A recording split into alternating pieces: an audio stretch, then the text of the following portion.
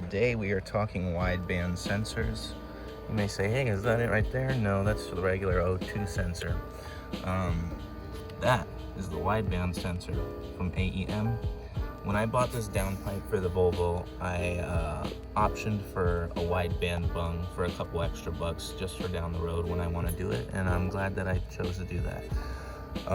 I've literally done nothing but take out the O2 sensor from the AEM A.F.R kit and screw it in. It'll come with some anti-seize and a cap and whatnot. Just remove the cap, and if you have a bolt in here right now, just remove it and install your O2 sensor for the wideband kit. I just wanted to make sure it fit and that everything was good. I might end up taking it out later to readjust some things. But when you're doing O2 sensor work, this tool is really useful. It can get over the lines and take this off. I think you can find these on like IPE, FCP Euro, just O2 sensor tool. But all right, let's get into it. I think I'm gonna make this easier on myself. Instead of trying to go through the firewall, I've read some forums and noticed there's a hole right here. Yours will just be bare metal. I opted to put a rubber grommet in, which will be this size, to prevent the wire from getting cut from the bare metal. So let's show you how to fish it through there and get it to the inside. All right, I have a high-tech device here. Coat hanger extended out with electrical tape to the connection. We're gonna fish it through the fender all the way to the driver's door. I would squeeze that grommet you used over the plug before you start shoving it in there to prevent it going in the body or anything. But we've officially put the coat hanger all the way through, so now we're gonna go find it on the other side.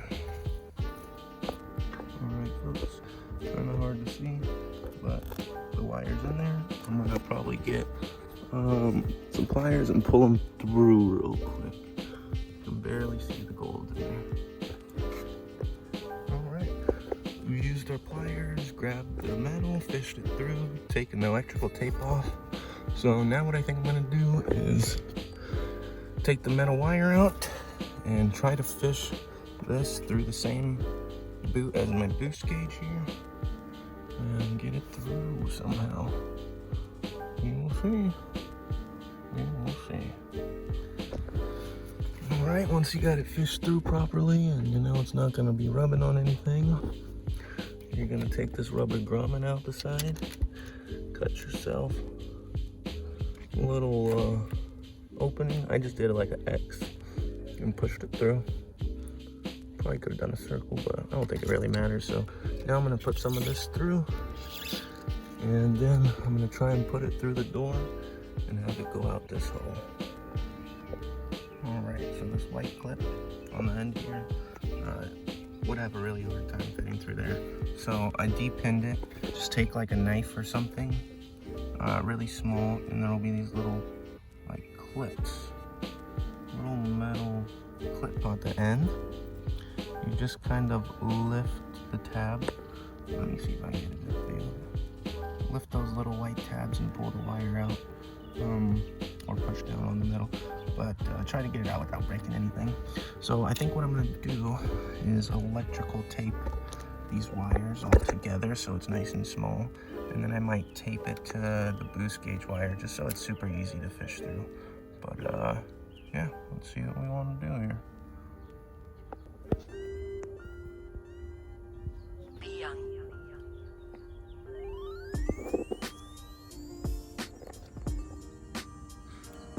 Alright, so to get this vent out, you see there's two restrictions on the top, two restrictions on the bottom.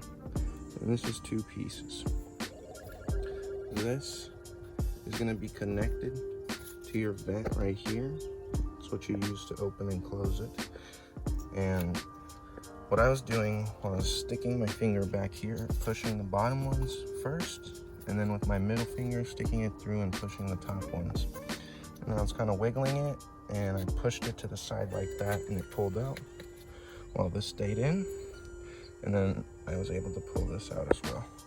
So I might put some new weather sealing stuff here, so that looks pretty old. But now that we have it all apart, we can start to see how our gauge is gonna look. Very exciting. So I've kind of taken it apart, struggling to get some of these fins out. I used pliers to pull the metal thing that connects them all, and then I was able to pop out the rear thing, but not too difficult. I realized as I was prying them all out, there's this little panel thing here. And it's kind of connected by 2 plastic hooks. If you remove it,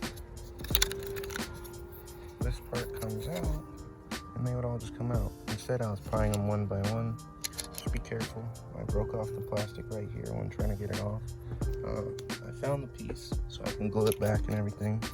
I had to learn a little bit the hard way on this one, but now I have the knowledge, and now you do too.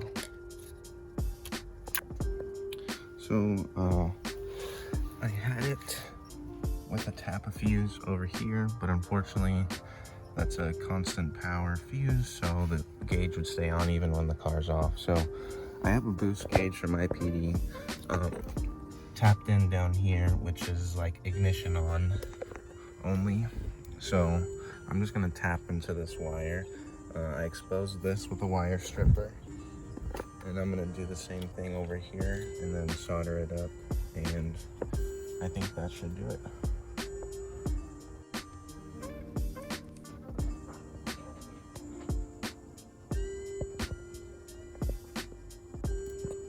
All right, we tapped it in to the already existing boost gauge line, soldered and electrical taped it. The battery is on, but it is not on, which is good because last time it was. So we're gonna put the ignition on and see what happens. Both the boost gauge and the air fuel ratio gauge should turn on.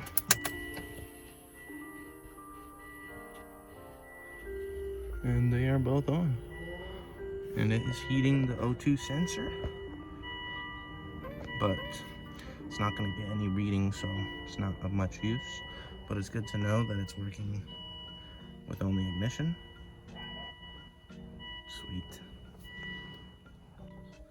All right, tapped the air fuel ratio gauge into the boost gauge power fuse down here, soldered it and electrical taped it.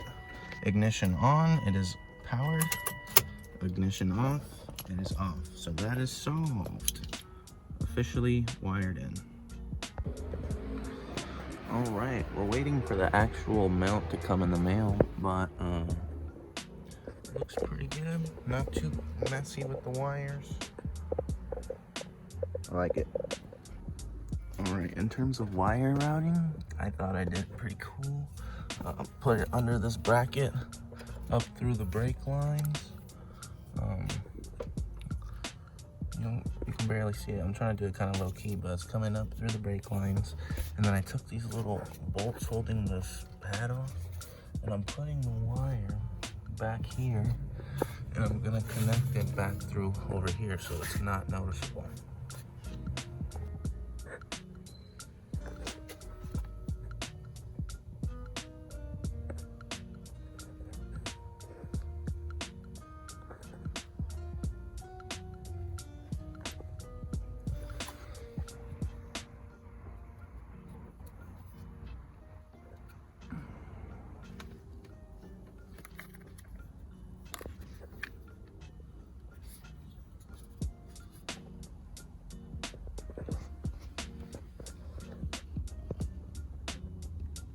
Perfect plumbing fit, gonna be nice airtight.